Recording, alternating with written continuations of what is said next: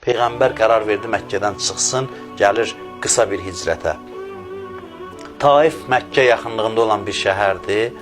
Yazırlar ki, tarixdə Həzrət Əli bir də Zeydlə bir yerdə gedir Taif. Bu müxtəlif fikirlər var bu barədə, amma bu adları da keçir tarixdə.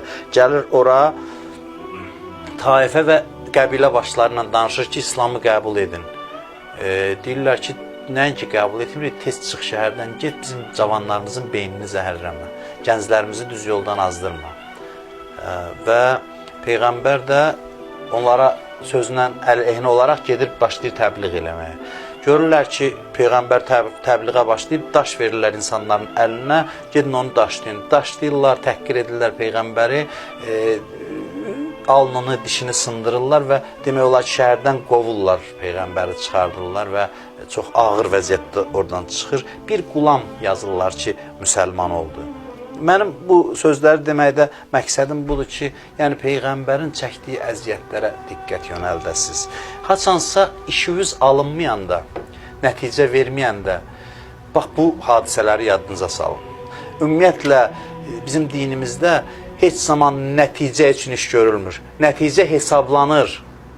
Nəticə hesablanır, amma nəticə üçün iş görülmür.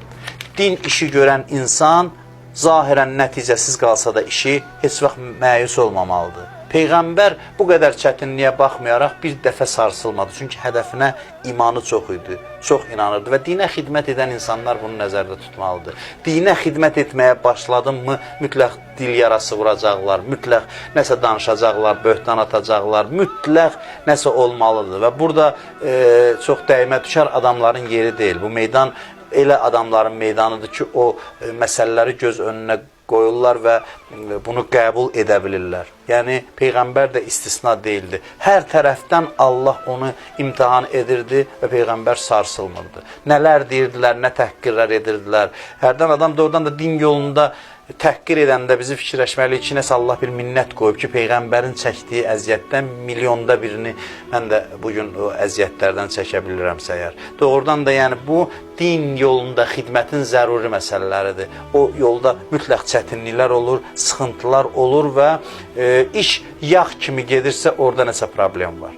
Mütləq bu işin bir keşməkeşli tərəfləri var, ağır, çətin əzab, əziyyətləri var.